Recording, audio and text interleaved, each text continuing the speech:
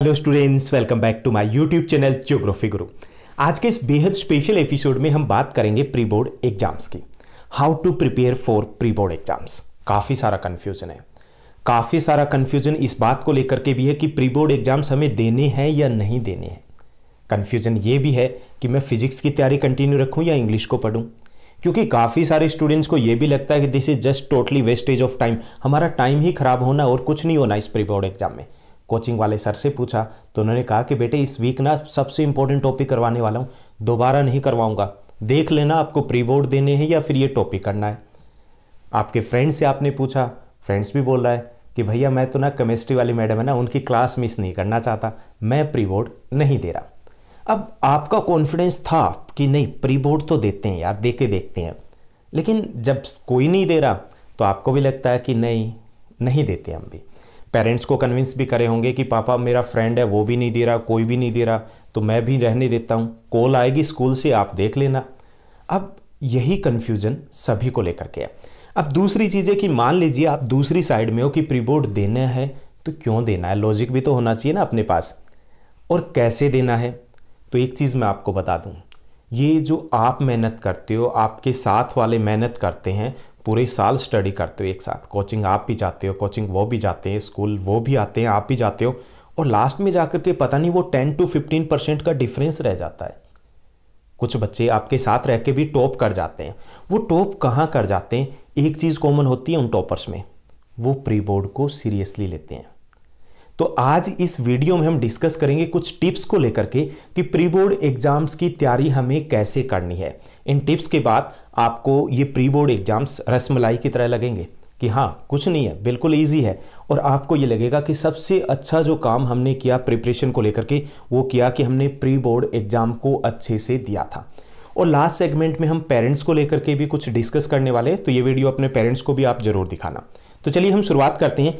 पहला हमारा जो टॉपिक रहेगा कि प्री बोर्ड एग्जाम्स को हमें क्या लेना है, सीरियसली लेना है, डोंट टेक इट लाइटली, क्योंकि pre board exam is just like that of A semifinal की तरह है। आप प्री बोर्ड एग्जाम्स देते हो, आपकी तैयारी बहुत ऊपर के लेवल पे जाने वाली है, क्योंकि आप काफ़ी सारी गलतियां करोगे, श्योर करने वाले हो। जैसे आपका इंग्लिश में भी ऐसा हाल होने वाला है कि हाँ लॉन्ग आंसर टाइप एक क्वेश्चन तो रह गया यार, अरे यार फिजिक्स में तो मैंने ऐसे कर दिया। आप 10th के स्टूडेंट्स हो यार, सोशल साइंस का तो मैथ वर्क भी मेरा तो रॉन्ग हो गया, अरे मैं तो अटैच करना ही भूल गया। वो जो गलतियाँ जो आप फाइनल में करोगे वो यहीं कर लो तो बेहतर है ना, क्योंकि आप दोबारा उन गलतियों को नहीं करोगे। टाइम मैनेजमेंट, दूसरा ये कि आप जो ओवर कॉन्फिडेंस में जो ऊपर चल रहे हो वो भी आप ज़मीन पे आ सकते हो। आपको पता चलेगा अच्छा ये तो मैंने तैयारी नहीं की, इस टाइप का भी आएगा। तीसरी चीज़, आप जब इनको सीरियसली लोगे तो आपकी प्रिपरेशन का लेवल है वो आपको पता चलेगा कि ये चैप्टर है, ये टॉपिक है, अभी मेरा ठीक से प्रिपेयर्ड नहीं है। तो इसको हमें बहुत सीरियसली लेना है ताकि हमें एक आइडिया लगे कि हम कितने पानी में हैं, कहाँ से हमें बाहर निकलना है। तो इसको सीरियसली लेना है पहली चीज़। ओके, यानी कि पहली चीज़ हमारी क्लियर होगी कि हमें प्री बोर्ड एग्जाम्स देने हैं, हर हाल में देने हैं। उसके बाद दूसरी बात आती है कि हमें प्री बोर्ड जो एग्ज़ाम है जब हम इनको सीरियसली लेके चल रहे हैं तो हमें इसका टाइम टेबल सेट करना है। हमें डेट शीट मिल चुकी है, नेक्स्ट वीक से मान लीजिए हमारे प्री बोर्ड एग्जाम है, so we have to set the schedule हमें सेट करना है कि हमें 2 डेज़, हमें 3 डेज़ या जितना भी हमें टाइम मिला है किस तरीके से हमें रिवीजन करनी है। ओके, तो हमें वो टाइम टेबल अगर सेट करेंगे तो हमारा रिवीजन हो पाएगा, और वो रिवीजन हम प्री बोर्ड के लिए नहीं करें, हम फाइनल के लिए करें, हम सेमीफाइनल में फाइनल की तैयारी करें, तो रिवीजन भी हमें एक आइडिया देगा कि कैसे करना है। तो हमें जैसे ही डेट शीट मिलती है हमें वो शेड्यूल सेट करना है। मान लीजिए कि 10 डेज़ के बाद है और फर्स्ट हमारा एग्जाम है फिजिक्स का है या ज्योग्राफी का है या फिर आपका साइंस का है, सोशल साइंस का है, तो उसमें आपको 3 डेज चाहिए। जो 7 डेज़ है उनमें हम उस सब्जेक्ट को लेंगे जिनकी प्रिपरेशन कम है हमारी। ओके, तो हमें टाइम टेबल है वो अच्छे से, शेड्यूल है वो सेट करना है। उसके बाद तीसरा जो हमें ध्यान देना है कि हमें लर्निंग पर फोकस करना है, लर्निंग पर। अब क्या करते हैं ज़्यादातर बच्चे कि ठीक है 4-5 question long answer type question revise कर लिए कि ठीक है ज्योग्राफी में पॉपुलेशन है वो हम देख लेते हैं, हम ट्रांसपोर्ट को देख लेते हैं, हम पोल साइंस में कोई बात नहीं बायोपोलैरिटी को देख लेते हैं, हो गया। ऐसे फिजिक्स में हमने कर लिया, लिख आएंगे यार कौन सा इसके मार्क्स ऐड होने हैं, ऐसा ही करते हैं। या फिर हम 3 या 4 चैप्टर है उनको बिल्कुल रट्टा लगा लेते हैं पक्के वाला और वो लिख करके आ जाते हैं। ऐसा बिल्कुल भी नहीं करना है। चैप्टर चाहे आप 10 की बजाय 5 कर लेना, चैप्टर चाहे आप 10 की बजाय 7 कर लेना, 4 कर लेना, लेकिन लर्निंग पर फोकस रखना है, क्योंकि हम फाइनल के लिए तैयारी करें। क्योंकि अगर अभी आपने नहीं किया तो इट मीन्स दैट आपकी तैयारी जीरो है, क्योंकि आपका कॉन्फिडेंस ही नहीं है। तो हमें कम कीजिए लेकिन अच्छे से कीजिए। लर्निंग पर फोकस करना है, रिवीजन करना है, जो पहले किया हुआ है वो रिवीजन करना है, because we have to take this like that of a final exam. हमें खुद को रिप्रेजेंट वहाँ पर करना है, हमें खुद को जज करना है, चाहे हमारा कैसा भी शेड्यूल रहे। आपको लगता है कि टीचर इसको सीरियसली नहीं ले रहा, नहीं लेने दो, हम खुद के लिए दे रहे हैं ना एग्जाम। तो पहला ये कि हमें लर्निंग करके जानी है, कम कीजिए। आपको लग रहा है कि 2 डेज है तो 2 डेज दैट्स ऑल, आप 5 चैप्टर कर लीजिए। ओके, उसके बाद चौथी जो चीज़ हमें ध्यान में रखनी है वो ये कि एनसीईआरटी इज़ द की। आप कोचिंग वाले के पास गए, अरे भाई वो तो प्रदीप में से करवा रहा है, अरे वो दूसरे जो बता रहे हैं उन्होंने अपने नोट्स दे रखे हैं, किसी तीसरे के पास गए, किसी ने कुछ और सजेशन कर रखा है, हम तो उसी में लगे हुए हैं। एनसीईआरटी को कौन पूछता है? लेकिन आपके प्री बोर्ड में, बोर्ड एग्जामिनेशन में एनसीईआरटी की जो एक्सरसाइज दी होती है उसमें से क्वेश्चन रहने हैं। बोर्ड में भी ऐसा रहना है। आपके 40 to 45% जो क्वेश्चंस होते हैं एनसीईआरटी एक्सरसाइज में से होते हैं, और आपके 100% जो क्वेश्चन होते हैं वो एनसीईआरटी बुक में से ही होते हैं। कोई भी क्वेश्चन, सिंगल क्वेश्चन भी बाहर से नहीं होता जो आपको कोचिंग वाले बताते रहते हैं। तो ये कोचिंग वाले बाबा जी हैं, उनकी सुनिए लेकिन इतनी भी मत सुनिए। ओके, तो हमें एनसीईआरटी उसको रिवाइज करना है प्री बोर्ड के दौरान। उसके एक्सरसाइज एटलीस्ट जरूर देखिएगा कि एक्सरसाइज में कौन सी दिए गए। एमसीक्यूज, इस बार एमसीक्यूज काफ़ी ज़्यादा रहने, तो एमसीक्यूज टोटली की टोटली वहीं से एज इट इज़ उठाए जाएंगे। जैसे हमें क्वेश्चन पेपर तैयार करना होता है बोर्ड के लिए, तो क्या दिया जाएगा? एनसीईआरटी की book, previous year question paper and जो ब्लूप्रिंट होगा कि कैसे क्वेश्चन पेपर सेट करना, ये मिलता है किसी भी जो भी क्वेश्चन पेपर को सेट करता है। तो वो कहाँ से देखा, जो आइडिया रहेगा वो एज इट इज़ क्वेश्चंस उठाने वाला है 40 to 50%। तो कहाँ से? एनसीईआरटी बुक में से। तो हमें एनसीईआरटी है उसको रिवाइज करना है, क्योंकि काफ़ी हेल्पफुल होने वाली है एनुअल एग्जामिनेशन में भी, और आपको थोड़ा सा बूस्ट भी करेगा, आपका कॉन्फिडेंस भी ऊपर जाएगा कि हाँ मैंने एनसीईआरटी भी अच्छे से कर लिया। उसके बाद जो 5वीं चीज़ हमें ध्यान में रखनी है, सैम्पल पेपर और प्रीवियस ईयर क्वेश्चन पेपर है वो भी हमें एक सॉल्व करना है जब हम रिवाइज कर रहे हैं। किसके लिए? प्री बोर्ड एग्जाम के लिए। अब कैसे? क्योंकि इससे हमें पहले से थोड़ा आइडिया हो जाएगा कि कैसा क्वेश्चन पेपर आना है, किस टाइप के क्वेश्चन आने हैं। कई बार हम तैयारी करें लेकिन हम ऑन द स्पॉट जब एग्जाम में जाते हैं तो हमें पता नहीं होता कि किस टाइप के क्वेश्चंस पूछे जा सकते हैं, और हम वहाँ पे कंफ्यूज हो जाते हैं। वो कंफ्यूजन ज़्यादा बड़ी नहीं होती, वो हमारा एक क्वेश्चन हमने शुरुआत में देखा और हमें वो माइंड में रहता आधे घंटे तक कि लास्ट वाला जो क्वेश्चन करना है वो कन्फ्यूजन है, उसमें हमारे 5 मिनट वेस्टेज हो गए। 5 मिनट का मतलब हम 5% है वो पीछे रह गए। ओके, तो हमें एक कोई क्वेश्चन पेपर लास्ट ईयर का वो हमें सॉल्व करके देखना है एटलीस्ट। अगर सॉल्व करने के लिए टाइम नहीं है कोई बात नहीं, कुछ question long answer type question जरूर आप रिवाइज कर सकते हो, तो आपके माइंड में वो कंसेप्ट क्लियर रहे, क्योंकि काफ़ी कुछ तो क्लियर होने वाला है प्री बोर्ड से, लेकिन उससे पहले भी हम तैयार होके जाएंगे ना, because we are taking it too seriously, हम इसको सीरियसली लेके चल रहे हैं। उसके बाद नेक्स्ट जो चीज़ हमें ध्यान में रखनी है वो ये कि हमें डायग्राम, फ्लो डायग्राम है, फ्लो चार्ट्स हैं, वो यूज़ करने हैं। अब साइंस वाले तो करेंगे, केमिस्ट्री में है, फिजिक्स के हैं, जो इकोनॉमिक्स के बच्चे हैं, बिजनेस के हैं, वो करते हैं। अब काफ़ी सारे बच्चे जो ह्यूमैनिटीज़ के हैं उनको लग रहा है कि हम कैसे करेंगे, नहीं, हमें भी फ्लो चार्ट या डायग्राम है वो यूज़ करने हैं। अब कई क्वेश्चंस रहेंगे इसको कि कैसे यूज़ करें, करना क्या ज़रूरी है। जब हमने क्वेश्चंस को राइट कर दिया तो कोई ज़रूरत ही नहीं है, इससे इंप्रेशन अच्छा जाता है कि बच्चा बड़ा सीरियसली है। और कई बार ये होता है कि वो शुरुआत के जो 4-5 क्वेश्चंस है उसमें अगर हमने एक आध भी फ्लो चार्ट या डायग्राम यूज़ किया, इट मीन्स दैट आगे के क्वेश्चन में अगर कहीं पे हमारा थोड़ा कमी है तो अभी हमें पूरे मार्क्स मिलने वाले हैं। तो इसमें जैसे पॉलिटिकल साइंस, ज्योग्राफी में फिर भी हो जाते हैं। हम हिस्ट्री की बात करें तो उसमें कैसे बनाएं, तो आप सिंपली जैसे कि किसी चीज़ का क्लासिफिकेशन पूछा गया, पार्ट पूछा गया, तो आप क्या बनाओगे, रेक्टेंगल बना दोगे। ओके, ऐसे बनाए आपने, उनके टाइप लिख दिए, बस हो गया। जो चीज़ हमने वहाँ पे लिखी वही यहाँ पर हमने मेंशन कर दी। ओके जो हमने हेडिंग्स बनाई है लॉन्ग आंसर टाइप क्वेश्चन में पर्टिकुलरली, कि कई बार ये होता है कि हमें लेंथ ही लिखने की ज़रूरत नहीं है या फिर हमारे पास कंटेंट नहीं है, हमारे पास टाइम नहीं है, तो हम डायग्राम और फ्लो चार्ट का यूज़ करेंगे। दूसरा ये कि जैसे हमने जो सर्कल बना सकते हैं उसमें भी कुछ चीज़ अगर 2 टाइप्स दिए गए हैं तो वो दिखा सकते हैं। तो वो सिंपल सी चीज़ें हैं जिनमें कुछ सेकंड्स लगते हैं, लेकिन हम अच्छा खासा एक तो स्पेस भी कवर करेंगे, क्योंकि पेज हमने कितना कवर किया वो भी तो मैटर करता है। स्पेस भी कुछ टीचर्स जो चेक करें उनकी मेंटलिटी को लेकर के, तो हमें तो हमें ये चीज़ें भी ध्यान में रखनी है कि डायग्राम फ्लो चार्ट्स हैं वो हमें यूज़ करने हैं कैसे भी करके, जितने मैक्सिमम हो सके। तो वो माइंडसेट हमें यूज़ करना है कहाँ से, अभी प्री बोर्ड में हम उस चीज़ को तैयारी करके देखेंगे। उसके लिए क्या यूज़ करना है, हमें कलरफुल पेन यूज़ करने की ज़रूरत नहीं है, उसके लिए हम पेंसिल यूज़ करेंगे तो द बेस्ट रहेगा। पेन की बजाय पेंसिल यूज़ करेंगे तो ज़्यादा बेटर रहेगा। उनकी लेबलिंग अच्छे से करना, तो ये सिर्फ साइंस के लिए नहीं, ह्यूमैनिटीज़ के लिए, हर सब्जेक्ट के लिए और हर उस स्टूडेंट्स के लिए जो 95 की जो लाइन है उसके पार जाना चाहता है। ये जो 4-5 की कमी रह जाती है ना, वो यहीं पे रहती है। उसके बाद हम आगे जो बढ़ेंगे, आगे हम बात करेंगे कि focus on weak subjects.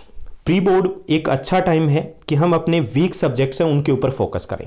Week subject like that for the science students, हम तैयारी फिजिक्स केमिस्ट्री बायो उसी में लगे होते हैं, फिजिक्स केमिस्ट्री मैथ्स में लगे होते हैं, बेचारे इंग्लिश को पूछते ही नहीं, उसको बिल्कुल भी इज्जत नहीं देते, तो थोड़ी सी रिस्पेक्ट उसको भी दे दीजिएगा, उसको रिवाइज कीजिएगा। 4 घंटे का काम होता है, इंग्लिश का ज़्यादा लंबा चौड़ा नहीं होता।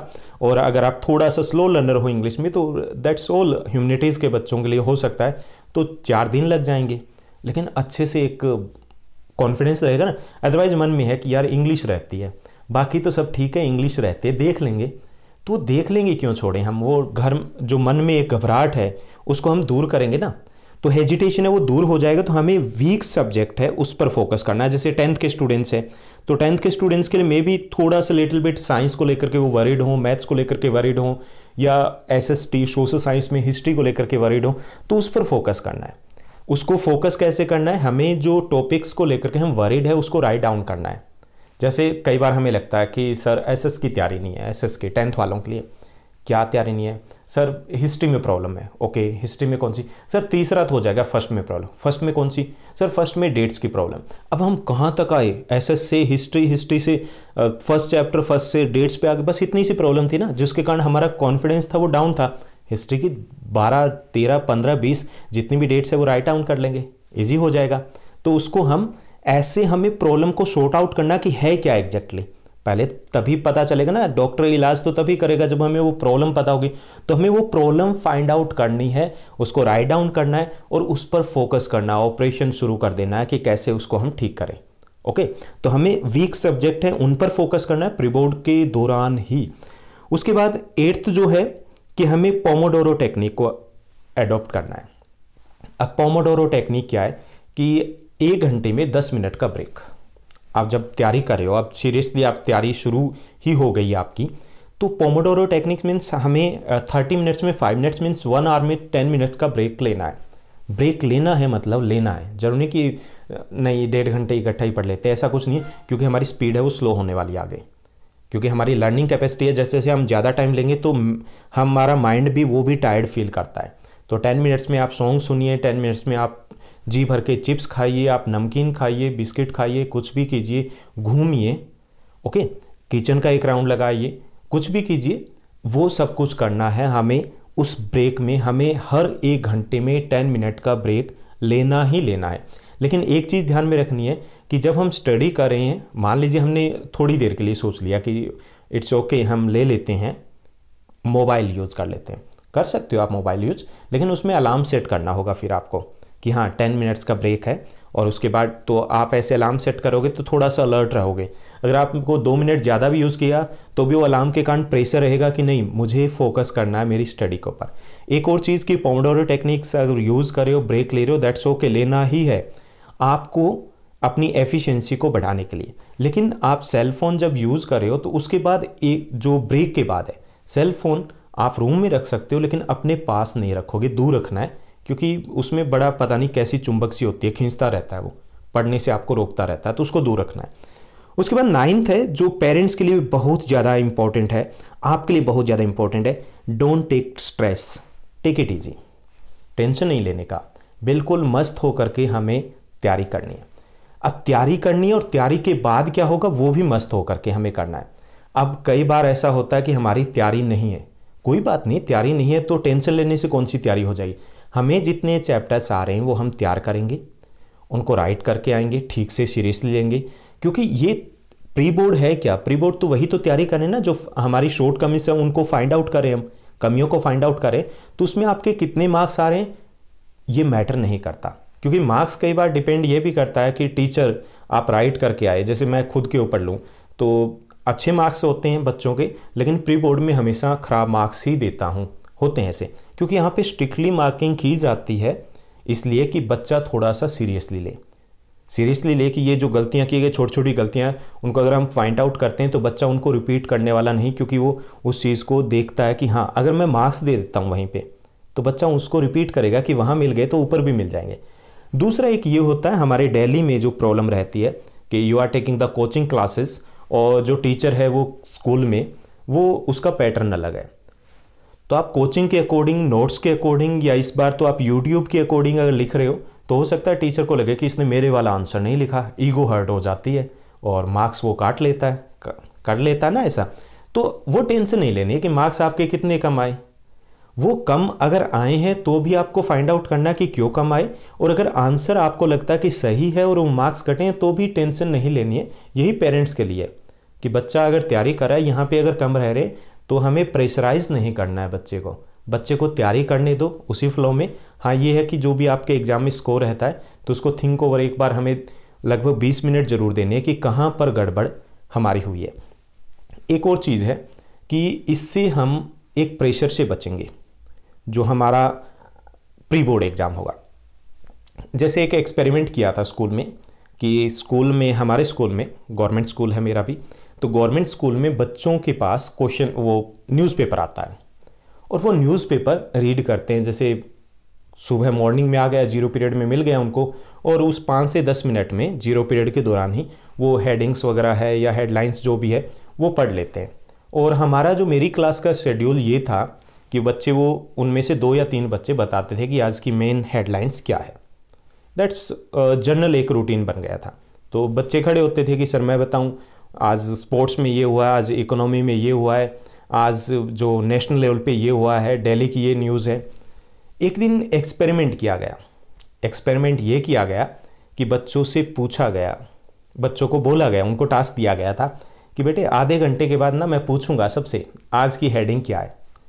आधे घंटे के बाद, क्योंकि सैटरडे था तो वैसे ही हैप्पीनेस क्लासेस का एक पार्ट के तौर पर उनको कह दिया गया। आधे घंटे के बाद पूछा तो काफ़ी सारे बच्चे अटक गए कि सर उसमें कंफ्यूज हो गए कि सर ये कैसे है, पता नहीं, कुछ क्लियर नहीं हुआ। क्या हुआ? वो एग्ज़ाम का स्ट्रेस था, क्योंकि नॉर्मली उन्होंने जो पढ़ा वो बता देते थे, लेकिन उस दिन वो एग्ज़ाम समझ बैठे थे, उसको भूल गए।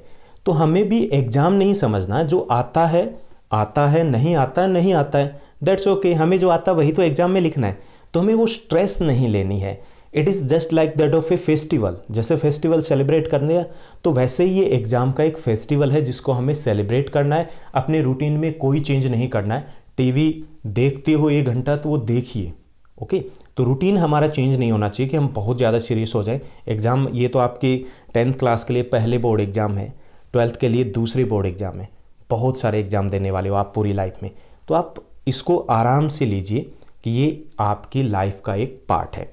तो ये थे हमारे टिप्स कि कैसे आप अपने एग्ज़ाम की तैयारी करोगे और कैसे आपको सीरियसली लेना है। तो अगर आपको ये वीडियो अच्छी लगी तो आप इस वीडियो को लाइक और शेयर ज़रूर कीजिएगा, और अगर आपको चाहिए किसी और टॉपिक के ऊपर भी वीडियो चाहिए तो आप कमेंट करके मुझे ज़रूर बताइएगा। हाँ, एक बात रह गई कि इस बार एग्ज़ाम में आग लगा देना, और हाँ बस आग ही लगा देना, इतना काफ़ी है। Thank you, bye bye, have a nice day.